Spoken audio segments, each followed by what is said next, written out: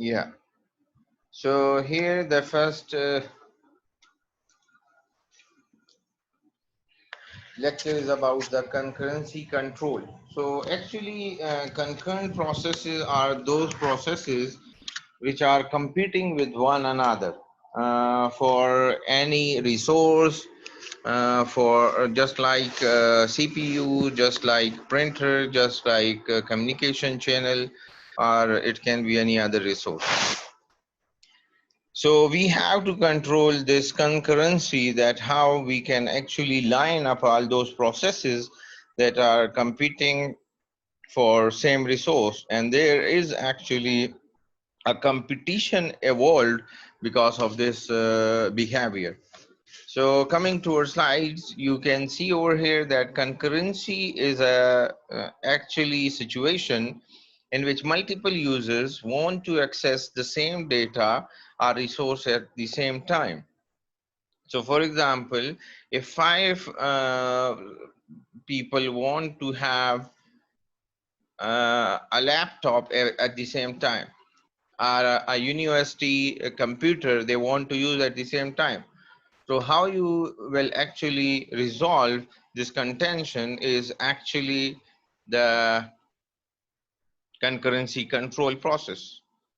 Here concurrency control ensure that correct results for parallel operations are generated.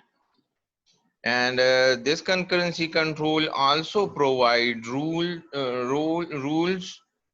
method design, methodologies, and theories to maintain the consistency of components operating systems simultaneously. Over here you can see that the transaction manager, which work as a coordinator, coordinate the execution of all transactions or sub transactions. You know, you have a main program, a parent program, and then the child programs as well. So similarly, the execution of transaction or sub transaction that access data at local sites. So actually the sub transactions will be executed at different location.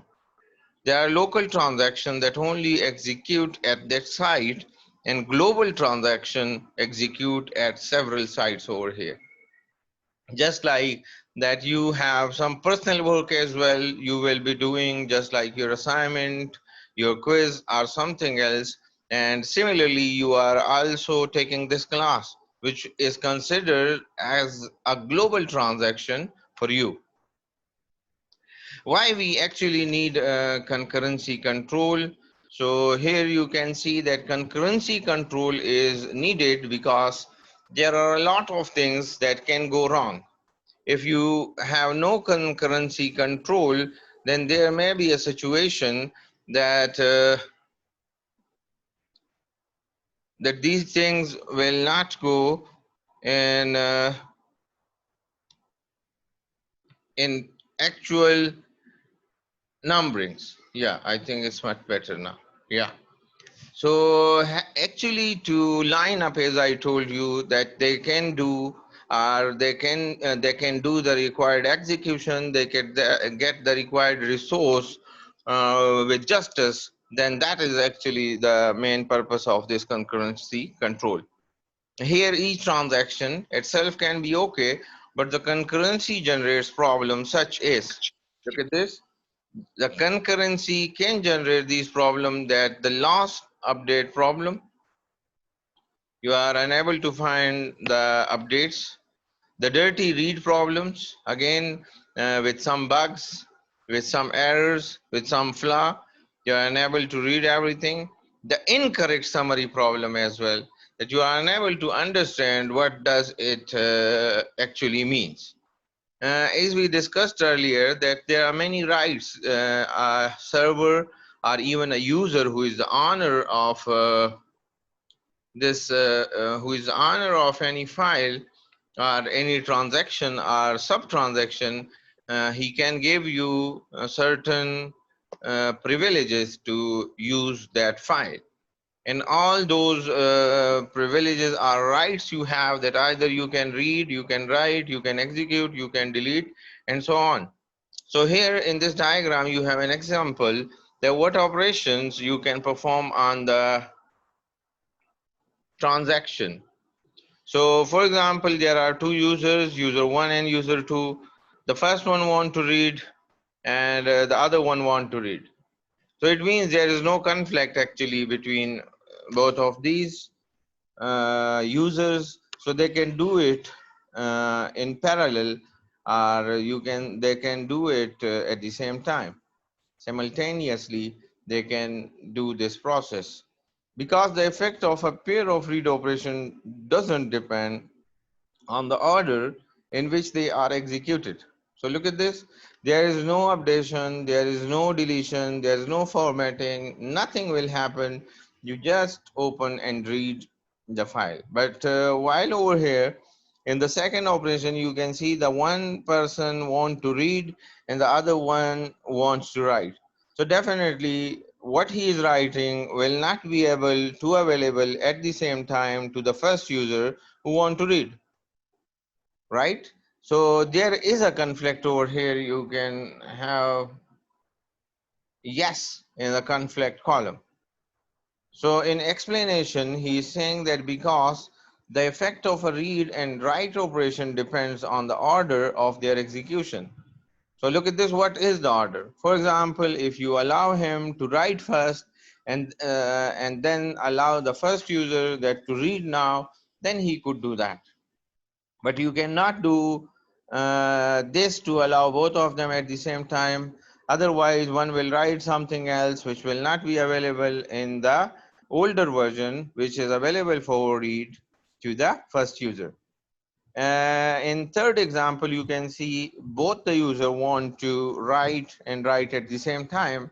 And again, there is conflict. Yes, there is conflict because the effect of a pair of write operation depends on the order of these execution. For example, both of them, there are 10 lines in the file and both user at the same time want to add line number 11. Then what will happen over here? Which one will be accepted in this situation? There are many methods for concurrency controls, and the three main methods over here are: number one is lock, then the optimistic concurrency control, and then the time ordering. So we will discuss these techniques one by one. Over here, you can see that we have lock operation. And that's why you can actually lock your transactions for any user. Locks are used, for example, you can lock a file for a read operation, for write operation, but you allow it for read operation. That we use a write board, the whiteboard over here. So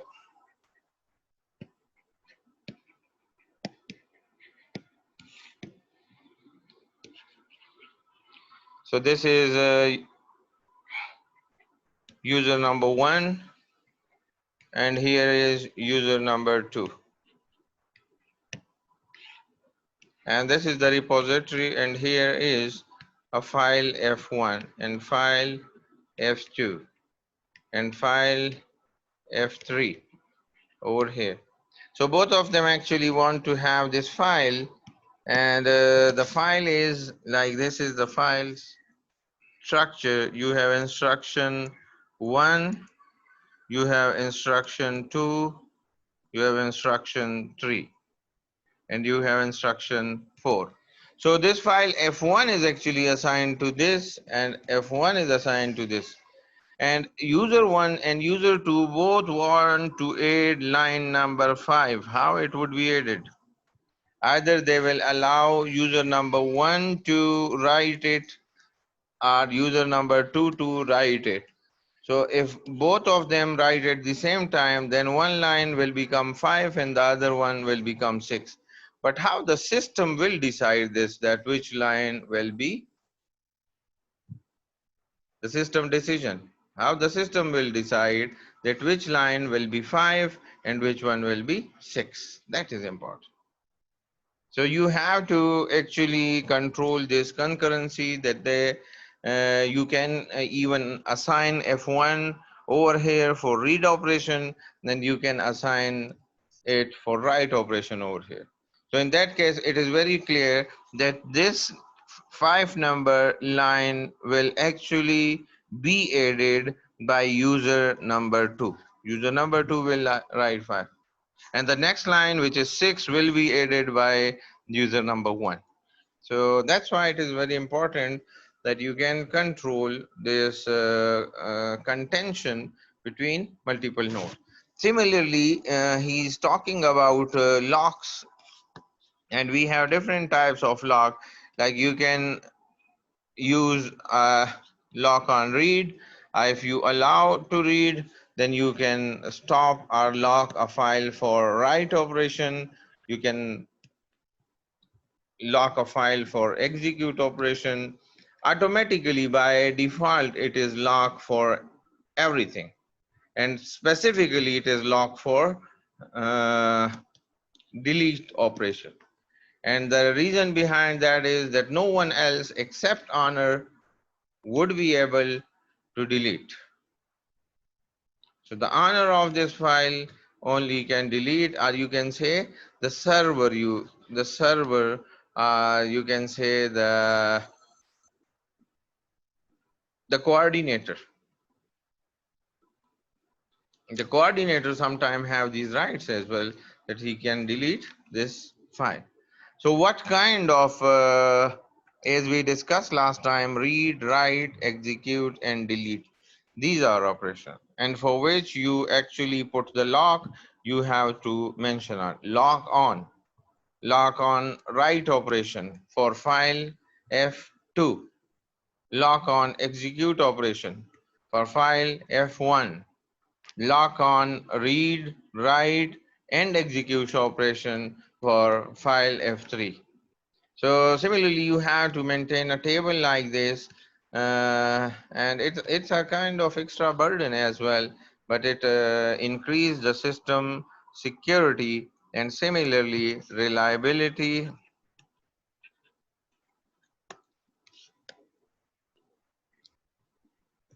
of the system.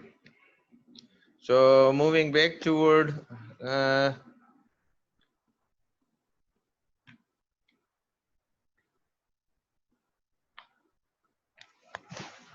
lecture, and you can see mechanism for enforcing limits on access to the object. If the access to the object is locked, other users have to wait until it is unlocked. So for example, if it is locked over here, just like in this example, we simply extend this, that a file is locked. F1 is locked for write operation. Then in next step, you have to also mention time, that it is locked till 10 a.m. And after 10 a.m., you can request again. You can request again for write operation. And similarly, F2 is locked for execution operation. And the time is again mentioned that it will be locked till 12 p.m. and you can request again for this operation after 12 p.m. After once the time is expired, then you will start this operation. So coming back toward this lock operation over here, you can see if the access to the object is locked, other user have to wait until it is unlocked. And that 10 o'clock or 10 p.m. is actually the time for this operation to lock it. Yeah. So similarly, lock compatibility is also a very important issue over here. For one object, like lock already set, there is no lock, none. So you can read, you can write as well. You can request for both. Similarly, for next, there is lock on read operation. So read is okay, but you have to wait for write operation. And similarly, next is write. So you have to wait for read and you have to wait for write operation. And look at this, for reading you are waiting because in write operation you don't know that what new lines he is adding, what modification or what alteration are actually in progress. That's why he is also taking the read operation into lock. Another important things over here is a lock problem, where the use of lock can lead to the deadlock as well. For example, if a file is locked by a user and he don't want to unlock that file, so what will happen in that case?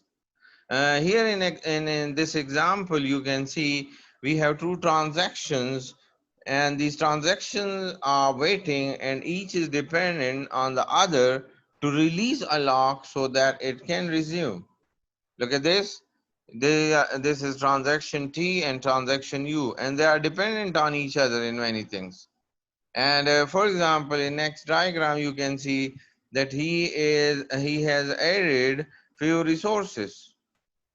He has added these resources, and here you can see that one resource is held by one and the other one is wait for this resource, and similarly resource one is held by B is held by U, and he is waiting for another resource. So look at this, there is actually that is called actually a circle, or you can say the deadlock situation, in which the system is actually rotation, and all the activities are blocked. One is dependent on other, the other is dependent on next is dependent on next, and next is dependent on next. So in this situation, actually the system has moved to the deadlock state. Unless and until you don't break this circle, the system will stuck over here. So that's why this situation sometime also arises in network.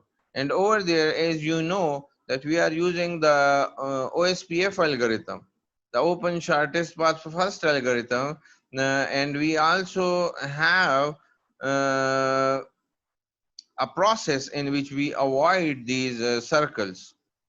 So there should be no dependency on each other. The next approach is optimistic concurrency control. In optimistic concurrency control is totally based on the assumption that two transactions will not occur at the same time. And this is simply, as we discussed earlier, in mutual exclusion, that only one process can be in the state of execution, in the state of deletion, in the state of modification, in the state of alteration.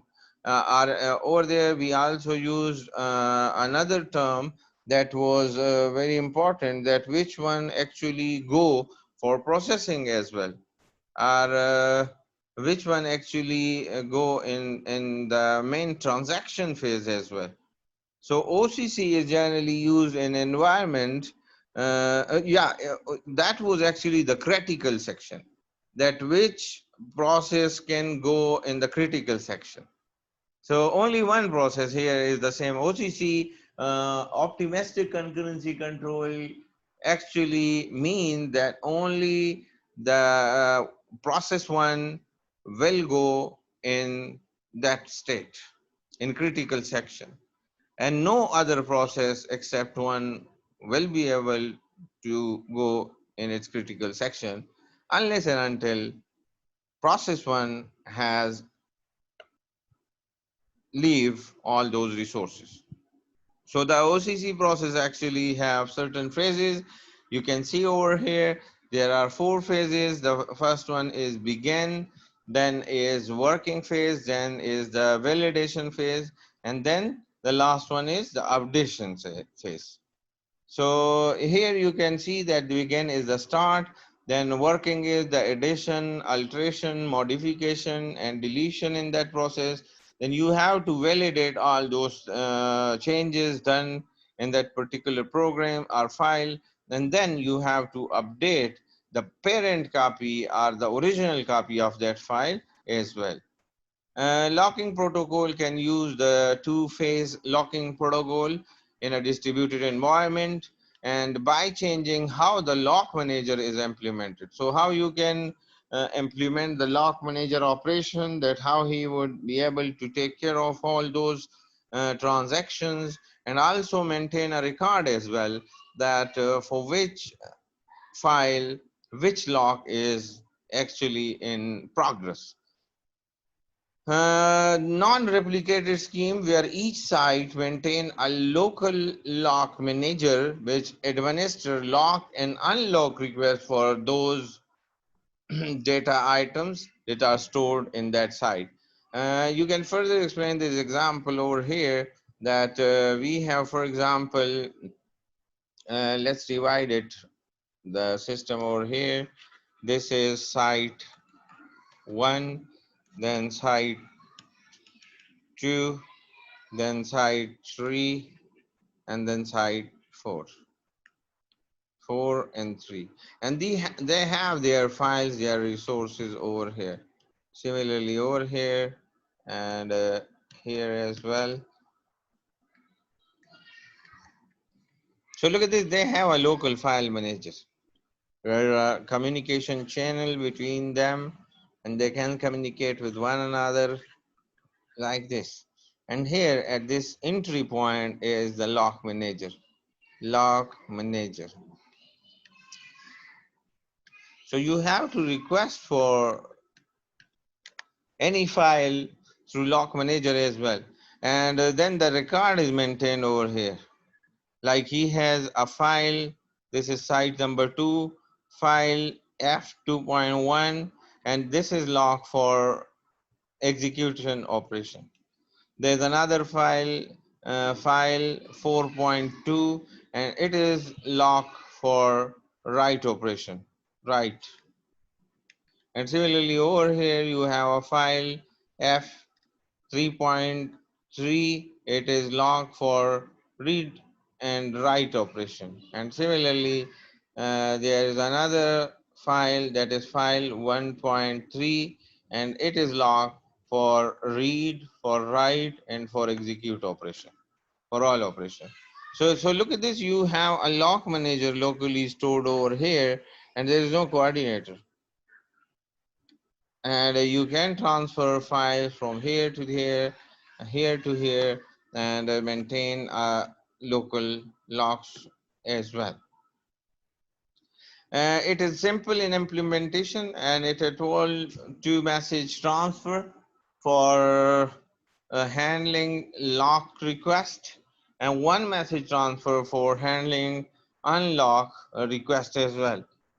So here everyone is individually taking care of their locks. That lock handling is more complex in this situation. So you can see here the deadlock handling between 4 stations in this diagram would be more complex. That how to deal with this. Another example is here in this diagram. You can see like F, this file is assigned to this one, and this file is assigned to this one, this file is assigned to this one, and this file is assigned to this one. So actually a loop is created due to dependency, and that's why the system can go in the deadlock state. So moving back toward lecture slide,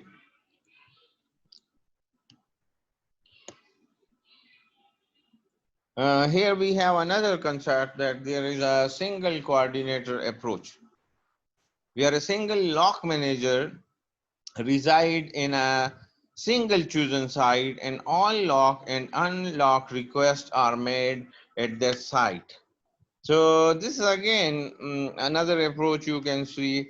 This is a kind of distributed means distributed lock manager. Lock manager. While here in this one you have a single lock manager, and he will control all files, all systems, over here, and you have to request to, and they have their own files as well. This is client 1, client 2, client 3, client 4, client 5, client 6, and client 7. And they have their own files. These are their files. They can have,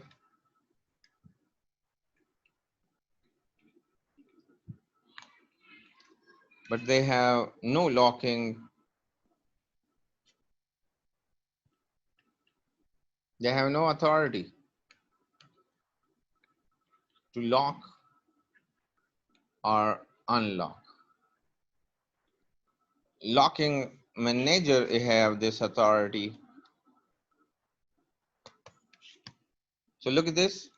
Here, all requests will come to,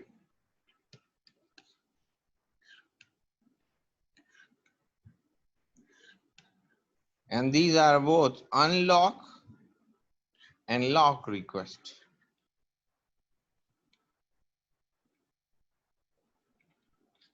But the drawback of this means the single coordinator is that there is a single point of failure as well. If the coordinator fail, then there is possibility that nothing will be available for the users. So moving back to the lecture.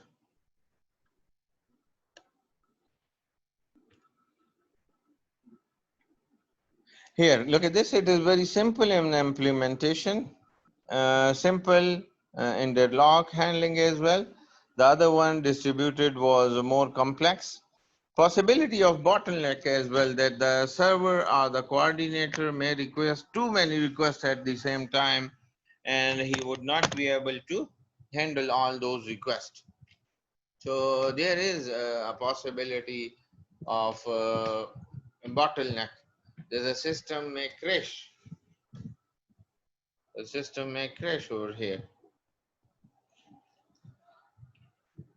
It is also vulnerable to loss of concurrency control if the single site fails. And we also discussed this earlier as well, that there is possibility that the system goes down and you are unable to recover it back or to provide the lock services to the users. There may be a multiple coordinator approach which distributes lock manager function over several sites as well. So that concept can be used as well, but that will be some sort of semi-distributed approach. That still it's not a fully distributed approach. It will be a kind of semi-distributed approach that you are actually putting multiple coordinators at different location. We have certain protocols that is used for communication between the lock manager and the sites. So the first protocol here is the majority protocol. In a majority protocol, lock manager at each site administer lock and unlock request for data item stored at that site. So you have this liberty that you can use the lock and unlock request, or you can handle or administer at that site. And there is no other site or no other location where you have to request for these operations. When a transaction wishes to lock an unreplicated data item Q residing at site SI, a message is sent to SI lock manager. So this is site SI, and you have to request the site manager to unlock this file for this operation. Either it is read operation, it is write operation, it is execute operation, you have to ask them. If queue is locked in a incompatible mode, then the request is delayed until it can be granted.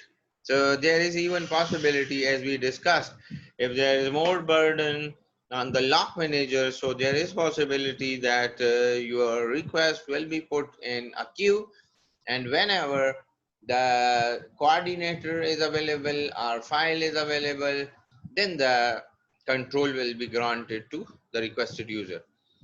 When the lock request can be granted, the lock manager send a message back to the initiator indicating that the lock request has been granted. And now the administrator or the manager can actually write you or give you the response. Can now that now the lock operation is actually granted to you, and now your file is locked for this user, or your file is unlocked for this user for this operation. And now you can see that that was an operation at a single user. Let me explain here. Uh, Over here, this is site A, or you can say site I, and it has different files, different folders. So again, start from F1, F2, F3, F4, and multiple computers requested for that. So in first scenario, F1 is granted to this and F2 is granted to client 1 and client 2. F2 is granted to client 2. So there was no replication of data. But now the next file, that is F3, is requested by both users.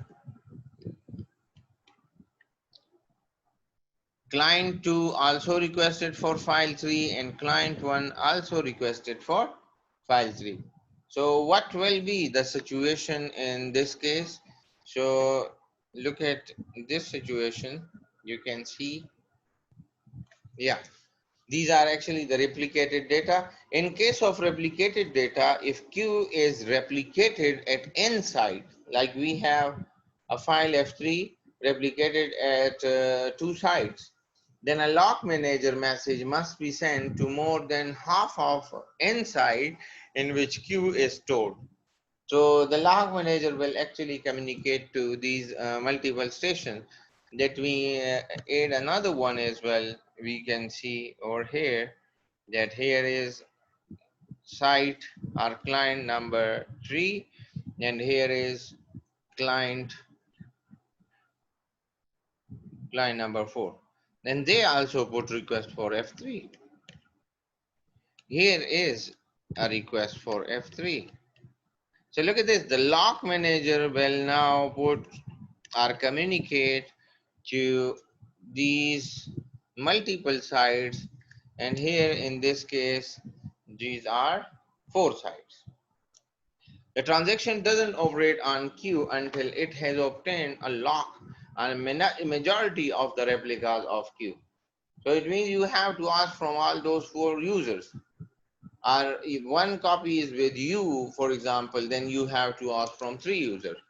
When writing the data item, transaction perform writes on all replicas.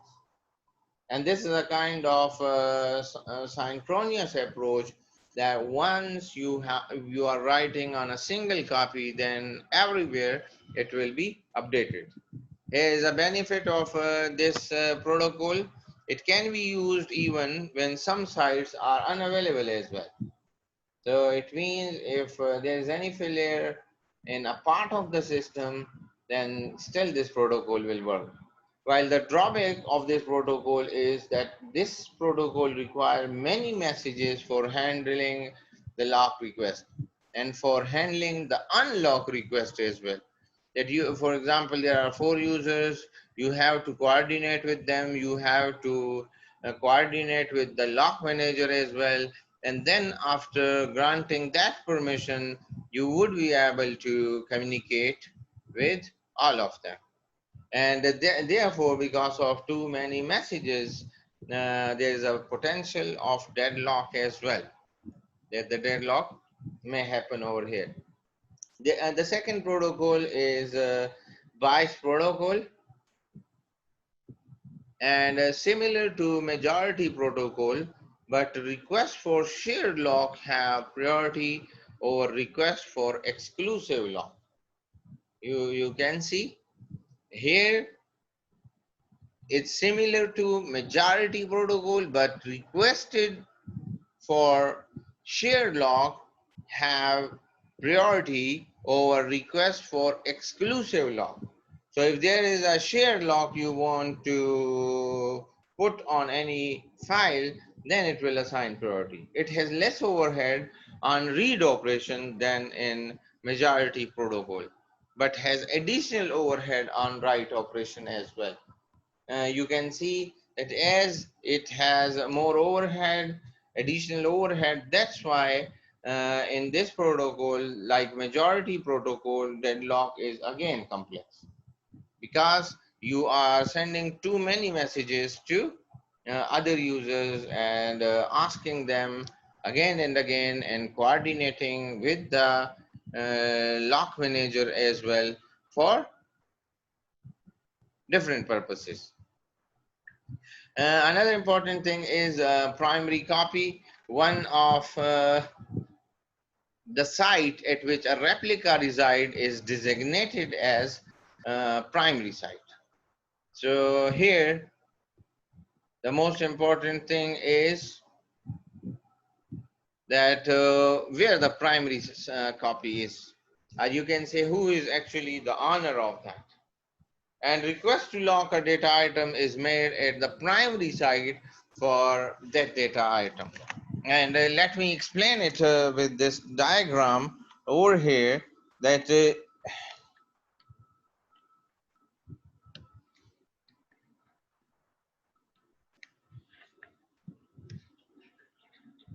we have these two sites, site 2, site 1, file 2, file 1. So actually they are the primary site for F1 and F2. So if anyone actually, there may be a possibility that F1 is copied over here and F2 is copied over here. So if these two systems actually request for F2, then they will request to S2 side 2 for lock operation. And similarly, if this one want to request F2, then he is actually doing the right operation. He is not doing the right operation. That is the wrong operation, because the owner of honor or the primary copy is available. F1 is available at site 1. And similarly for F2 is site 2. So if you are requesting for file F2 and you are requesting to site 1, then that is a wrong operation that you are performing. This is totally a wrong operation, and that's why it will be rolled back. Another important thing over here is the timestamp. Whenever a transaction starts, it is given a timestamp, and the timestamp tells in which order the transaction are supposed to be applied in. The transaction with the earliest timestamp is executed first. And it is same like we discussed a little bit about shortest job first, that which one need earlier distribution, or you can say the execution time will be expired earlier. So that's why You have to assign certain priority to those processes and assign them the CPU and assign them the required resources. Every object in the system has a read timestamp and a write timestamp as well. So either you have put a read timestamp or you have put a write timestamp on that file. The time stamping in a distributed system is a bit different because you have different level, or you can say that there is a hierarchy defined in distributed system. In distributed system, the unique timestamps are generated with a different scheme, where each side generate a unique local timestamp, and similarly, the global unique timestamp is also obtained, and then concatenation process is done with the local and unique timestamp. For this purpose, a logical clock is defined within each side for ensuring the fair generations of these timestamps. Is if you look at the same example that we earlier studied here, here you can see.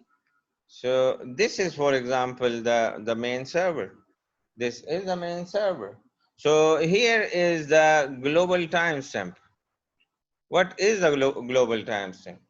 And then onward, what is the local timestamp? And you can see that the local timestamp may be different from the global timestamp. And that's why you have to concatenate it over here. This is the local unique timestamp and that is the global unique timestamp. If you can see your class timing as well, for example, where I am sitting, I have a different timestamp. For example, I have over here 10 p.m.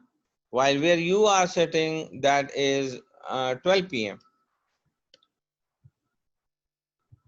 So this location may be used as a global timestamp and this location may be used as a local timestamp.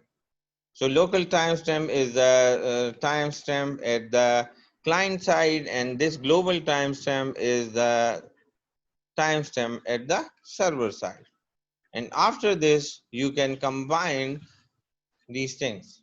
And that's why I told you that don't worry about the Zoom. If Zoom say anytime, just clear about that as per US and Canada, your time will be 12 p.m.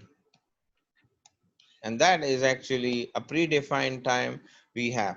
So now moving back toward the lecture, you can see over here that a timestamp is defined in this diagram.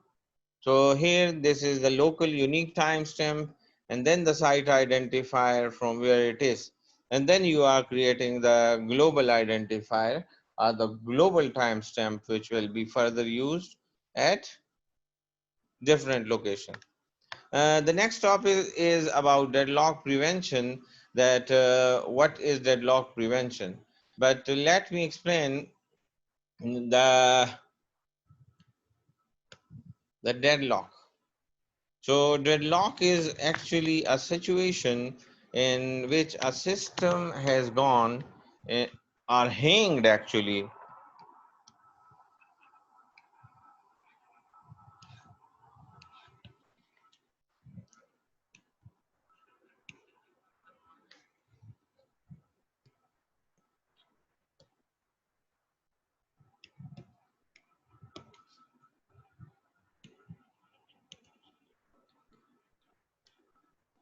The situation in which the system's resources are stuck at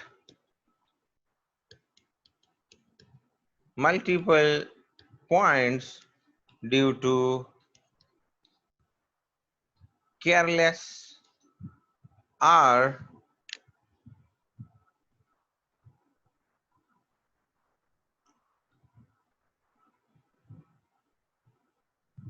are careless or no vision of future requests.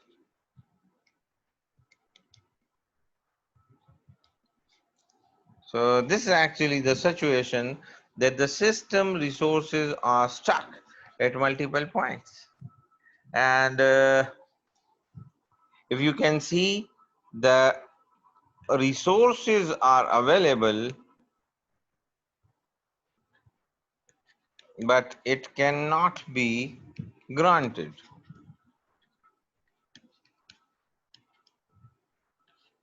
to users. So this is actually very important, that you don't have any vision, or without any vision,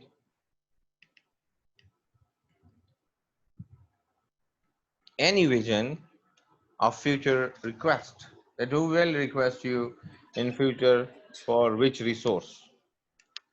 So coming back toward this deadlock prevention process, look at this resource ordering. Deadlock prevention define a global ordering in the system.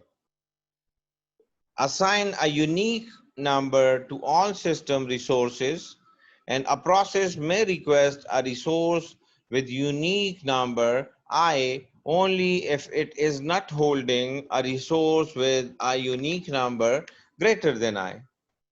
For example, if you have a resource with number 5, you cannot request for 4. You cannot request for 3. You have to request for next, or for the higher number, like 7, like 6, like 8, like 10. It is simple to implement, but it requires little overhead as well, because you have to maintain some more information about these processes. Here is an algorithm, that is the banker algorithm, which is designated one of the process in the system as a process that maintains the information necessary to carry out the banker algorithm. And it is also implemented easily, but may require too much overhead. And the main purpose is that you have to keep all the record that to which you have assigned which resource, and what is the timestamp, when the timestamp will expire, who has requested next for this resource, for how much time he has requested for this resource. Then later on, once he has completed his execution, and then how I can get back, when I can get back this resource. So there are many information the coordinator need to maintain. Timestamp deadlock prevention scheme, where each process PI is assigned, excuse me, where each process PI is assigned a unique priority number. The priority number is used to decide whether a process PI should wait for a process PJ. Otherwise, PI is rolled back. And look at this, now you are actually assigning certain priorities to the processes, that the important processes may get the resource as soon as possible. This scheme also prevents the deadlock. For every edge Pi to Pj in the wait for graph, Pi has a higher priority than Pj. Look at this. First you have to execute Pi, and then you can move to Pj. So without execution of Pi, you would not be able to execute Pj. Thus the cycle cannot exist. If you assign priority in this way, then no deadlock may occur in the system. Another scheme over here is the wait die scheme, which is based on non-preemptive techniques. So let me explain it over here. Yeah, any question? Excuse me, is there anything? Okay, so here we have the preemptive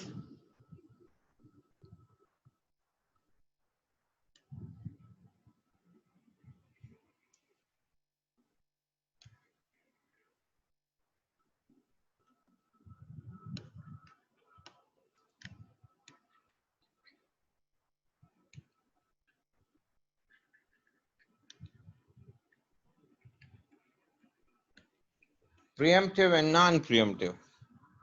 In preemptive, you allow other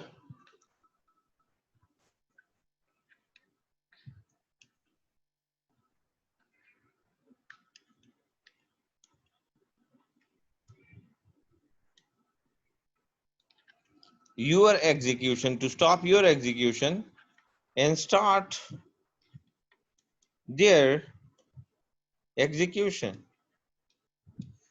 While in non-preemptive, you don't allow anyone to stop your execution. They have to wait till your completion. They have to wait till you complete your execution. So here you can see in this scheme, we have a non-preemptive technique. So I hope you understand the preemptive and non-preemptive now from here. If PI requests a resource currently held by PJ, PI is allowed to wait only if it has a smaller time stamp than does PJ. It means PI is older than PJ. Otherwise, PI is rolled back. And over here, he has also given an example. Suppose that processes P1, P2, and P3 have timestamp 5, 10, and 15 respectively. If P1 requests a resource held by P2, that is 10, then P1 has to wait. And similarly, if P3 requests a resource that is held by P2, then P3 will be rolled back. It will move back. And another scheme that is again based on a preemptive technique. You can see this is the preemptive techniques and counterpart to the wait die scheme as well. If PI requests a resource that is currently held by PJ, PI is allowed to wait only if it has a larger timestamp than does PJ, and PI is younger than PJ, otherwise PJ is rolled back.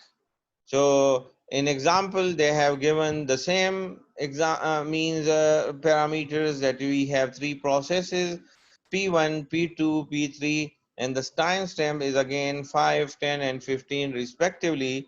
If P1 requests a resource held by P2, then the resource will be preempted from P2 and P2 will be rolled back. And similarly, if P3 requests a resource held by P2, then P3 will wait. If you remember in last slide, there was a bit difference over here that P3 was rolled back, right? But over here, P3 has to wait. So that is actually the difference between these two situations. Another important thing is the deadlock detection, and for this purpose we are using wait for graph. The local wait for graph at each local site, the nodes of the graph correspond to all processes that are currently either holding or requesting any of the resource local to that site, and it may also use a global wait for graph as well. This graph is the union of all local wait for graph. So first you have to design or you have to draw the local graph, and then after that you have to draw a global graph as well. Here you can see that we have two sites, and we have site 1 where we have process 1, 2, 3, and 5. At the other location we have site 2 where we have three processes, P2, P4, and P3. And now the global graph is over here where we have combined these two graphs. But if you look at this, there is a loop, and the loop start from P2 to P3, P3 to P4, and P4 to P2. So actually the P2, P3 and P4, the three nodes are the three processes actually created a loop in the system. Deadlock detection with the help of a centralized approach uh, is very important topic over here. You can see that you have again a single point of failure. But in this case, in centralized approach, you can have a different working mechanism where each site will keep a local weight for graph. A global weight for graph is maintained in a single coordination process. There are actually different options when the weight for graph may be constructed. And the options are, number one, whenever a new edge is inserted or removed in one of the local graph,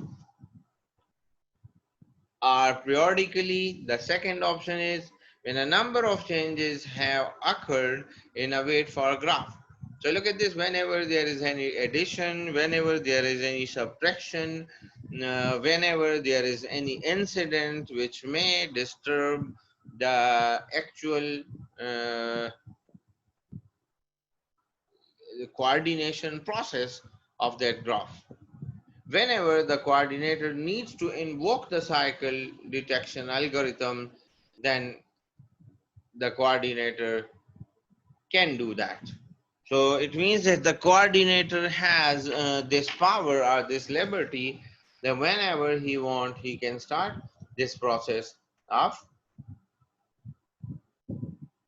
reconstruction of the graph. Unnecessary rollback may occur as a result of false cycle. Whenever there are false cycle in the system, then there would be some possibilities that the system may roll back. The detection algorithms is given over here, where the controller sends an initiating message to each side in the system.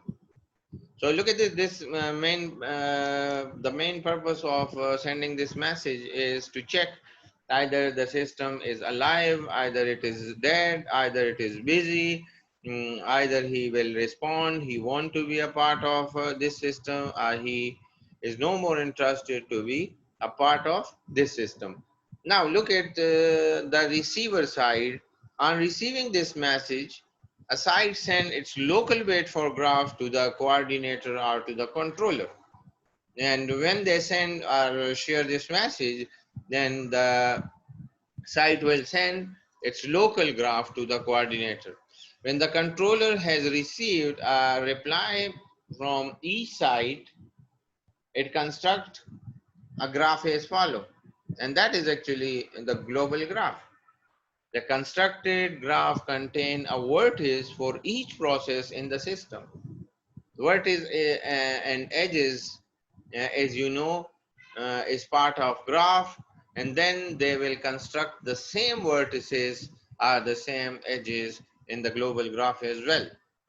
If there is any repetition, then they can replace those edges and those vertices, while they will maintain a single connectivity line without any loop in the global graph.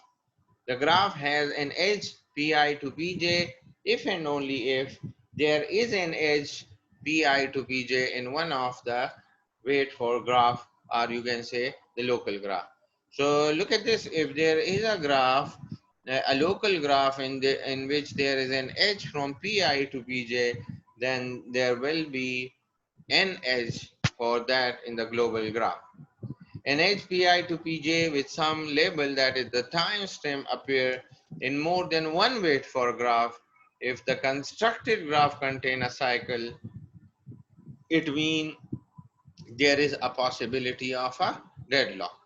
And now you can see over here, we have site 1, which has a process P1 and P2.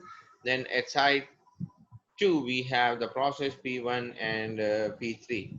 And you can see both sides have shared their graph with the coordinator. And the coordinator actually redraw a global graph in which P1 is actually mentioned for one time. So there is a new graph at the coordinator side, and there is no loop. That's why it is a very good approach to avoid any deadlock in the system.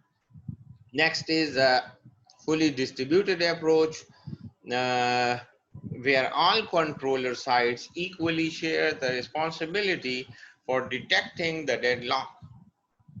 Look at this. Everyone is taking responsibility and they play their role to detect the deadlock.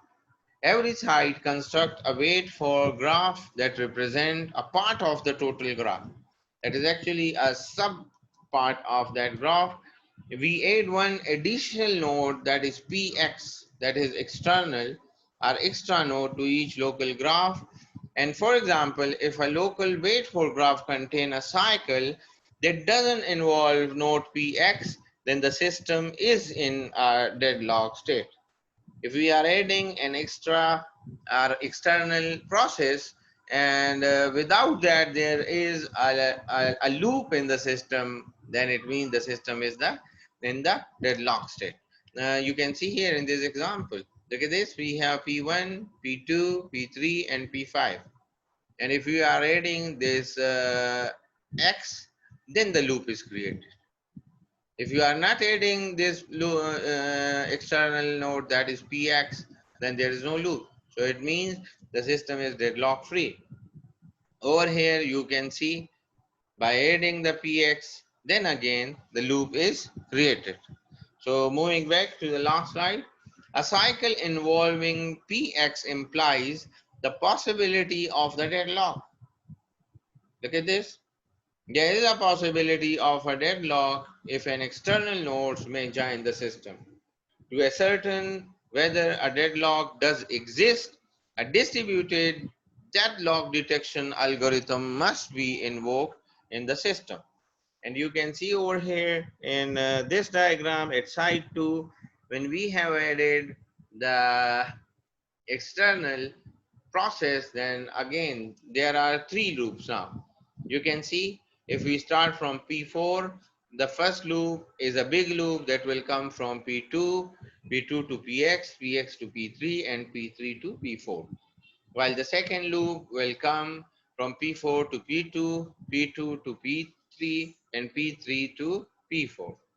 So this is another loop. So there are actually 2 loops in this diagram. The next algorithm that we will discuss about uh, is the election algorithm, that how you will actually elect a coordinator in the system. If the coordinator process fails due to failure of site, if the coordinator process failed due to failure of site, then how you will elect the new coordinator? The algorithms determine where a new copy of coordinator should be restarted.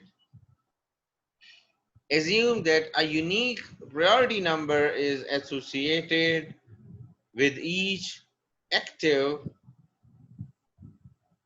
process in the system, and assume that the priority number of process Pi is I. So look at this, based on this priority number, you have to do the election process, that every node will have a weight, a priority number. Assume a one-to-one correspondence between processes and sites. Excuse me. The coordinator is always the process with the largest priority number. So it means if you have 1, 2, 3, 4, 5, 6, 7, 8, 9, 10 numbers, then the largest priority is, for example, 10. And if the 10 expire, then the 9 will be elected as coordinator. or after 9 there will be 8, then 7, and so on. The algorithm will elect a new coordinator. The next algorithm we will discuss in this election algorithm is Bully algorithm. Two algorithm, the Bully and Ring algorithm, can be used to elect a new coordinator. In case of failure in the system, the Bully algorithm is applicable to the system where every process can send a message to every other process in the system. So over here in Bully, you can see that the overhead of the system will also increase, and there will be a possibility of collision in the system as well. If process PI send a request that is not answered by the coordinator within a time interval T, assume that the coordinator has failed. PI tries to elect itself as the new coordinator. So if there is any failure, then the system will actually start the process to elect the new coordinator PI, where PI send an election message to every process with a higher priority number. Then PI then wait for any of these processes to answer within T. This T is actually the time. For example, if PI send a message to PJ, PK, PM, PL, then they should respond within time T. And time T, for example, can be 10 minutes, can be 15 minutes. It depends that how far these processes are from each other. If no response within time T is given, then it is assumed that all processes with greater than I have failed. It means the 7 have initiated this message and he didn't receive any response from process 8, from process 9, and process 10. So then it means that they are all dead and they are no more available. That's why PI will elect itself as a new coordinator. If answer is received, and for example, if he received a message from 8 or 9 that I am still available, I am alive, PI begin time interval T waiting to receive a message that a process with a high priority number has been elected. And then the PI will hold its process of electing the new coordinator and will wait for message from P8 or P9 which have the high priority to send him a message that he is the new coordinator. If no message is received in the given time, that is T, then assume the process with a higher number has failed and PI should start the algorithm. If no message comes, then PI will start the election process again. If PI is not coordinator, then at any time during execution, PI may receive one of the following two messages from process PJ. Let me explain it over here. And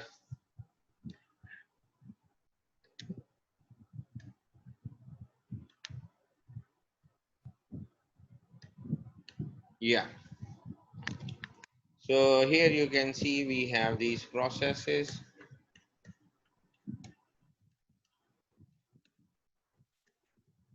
1, 2, 3, 4, 5, 6, 7, 8, 9, and 10. So here it is.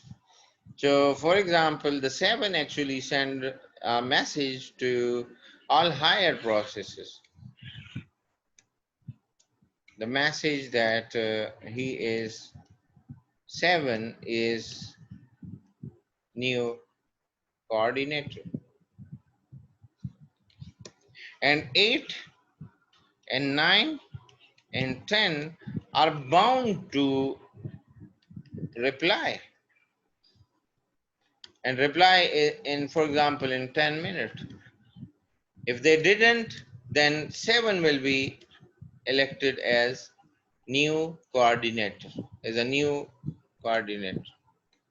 And later on, once he has elected as new coordinator, then you can see he will receive these messages as well from another process, that is Pj. Pj is the new coordinator because j is greater than I. For example, j is 8, j is 9, which was dead earlier, and now he recovered back under certain failure, and now he recovered back. In turn, record this information. So Bj started an election, j is less than I, and Pi send a response to Pj and begins its own election algorithm, provided that Pi has not already initiated an election. So if the situation is so, then the Pj will start its selection process in first example. But if it's another way, then j is less, then again Pi will be the coordinator. He will remain the coordinator, but if he has not run the coordinator election process, then he will restart it again. After a failed process recover, it immediately begins execution of the same algorithm. And the same case, once you recover from failure, you will start the process and you will compare your priority with other nodes, even with the coordinator as well. If you are eligible to be the coordinator, then you will start that process by sending messages to all that I am the new coordinator, because now it's my turn to be the coordinator. And in next one, if there are no active processes with higher number, if there is, then the current process will work accordingly. The recovered process forces all processes with a low number to let it become the coordinator process, even if there is currently an active coordinator with a lower number. As I told you, that once they recover from failure, they will compare with all, and if still they are in a higher priority, then they will struggle to be the next coordinator. Over here in ring algorithm, you can see that it is applicable to system organized as ring, as we had discussion about ring topology as well. It assumes that the links are unidirectional and the processes send their messages to their right neighbor. The processes are sending message to the neighborhoods. Each process maintains an active list consisting of all the priority numbers of all active processes in the system. When the algorithm ends, look at this, when the algorithm ends, then they have an entry about all. They maintain an entry about all processes mentioned on their site.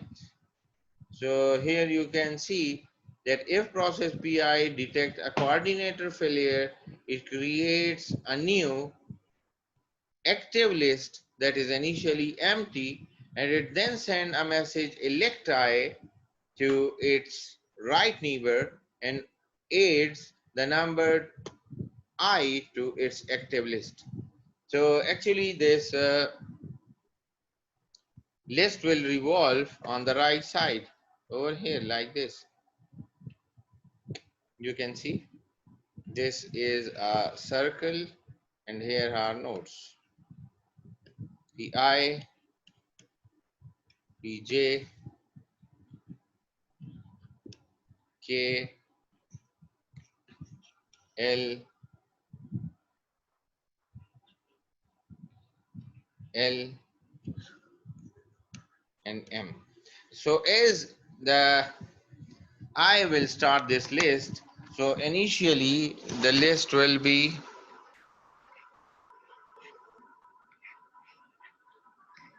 I, and he will be called a new coordinator, and he will send it to Pj that he should also upload its list, and he should keep an I new coordinator, and then J is added. And then it will come in this direction, like here it's coming this way, and now the list here, K will be I, new coordinator, J is member, and K is member. Excuse me. Similarly, it will come to M. So I is new coordinator, J is member, K is member, and L is member. And then it will be passed to here, and then to here, and over here they will have the new list. I is new coordinator, then member, J, K, L, M, member, member, and member. And the same list will be here at node I. So the new coordinator is I, then the other nodes are working as member for this. So now moving toward the reaching algorithm, there are applications where a set of processes wish to agree on a common value. How they will agree with one another. Such agreement may not take place due to faulty communication medium. If there is any error, if there is any problem on the link, or the second one, if there is any faulty processes. The processes may send garbled or incorrect message to other processes. And as you know about that, sometimes there is garbage value that is coming into some variable in the programming. A subset of the processes may collaborate with each other in an attempt to defeat the scheme as well. There is also a possibility that some processes are trying to defeat. They are collaborating with one another and trying to defeat the actual system or the whole system. Now, what does this faulty communication means?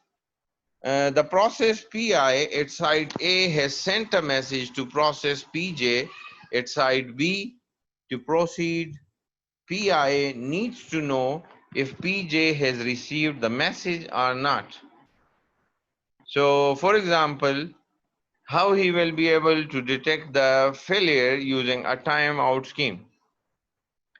When PI send out a message, it also specify a time interval during which it is willing to wait for acknowledgement message.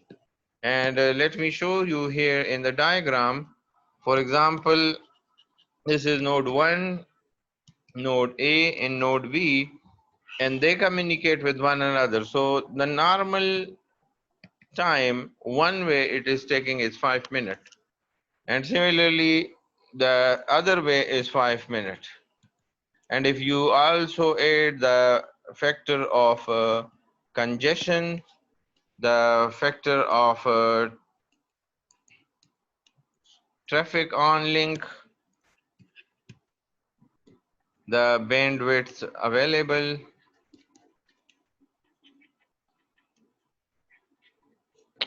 at that time. So you can also say that it can be 12 minutes. You are adding 2 minutes. So this is actually called the RTT time. And we can call it round trip time.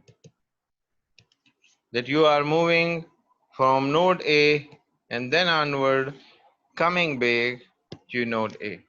So this is the round trip from one location to another location.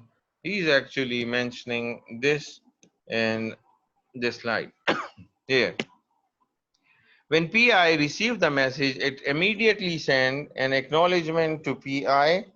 If PI received the acknowledgement message within the specified time. So look at it, the specified time as we discussed is 12 minutes. It concludes that PJ has received this message. If timeout occur, for example, they went to 13 minutes, PI need to retransmit its message and wait for the acknowledgement.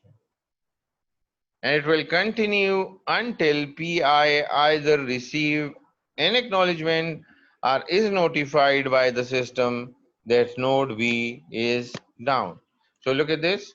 After this, he will attempt again. So again 12 minutes. So the total will be 24 minutes. And then again, there may be a third attempt. And it will reach to 36 minutes. And after 36 minutes, he will be able, after 3 attempts, means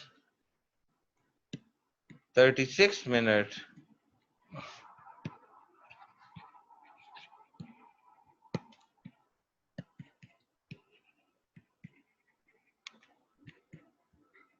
the system will declare that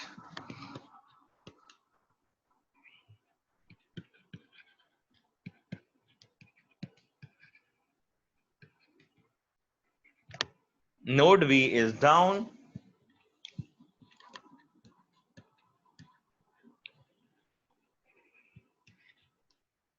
and no more available for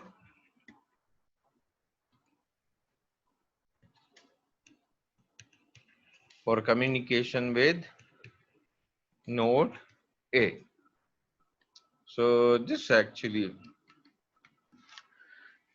the main thing.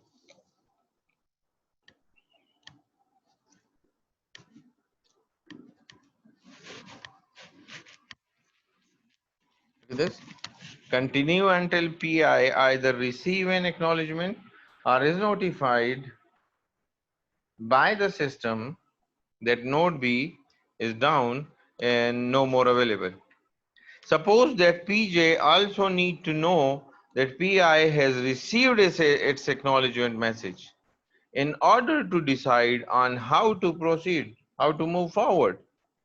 In the presence of failure, it is not possible to accomplish this task, and it is not possible in a distributed environment for processes PI and PJ to agree completely on their respective state. So therefore, there should be a nomination of a single coordinator, and then onward they should continue to communicate with one another, and similarly they have to elect one of them as a head, as a coordinator, as a lead, and then onward to start the complete process. So this is actually the end of this lecture. So if you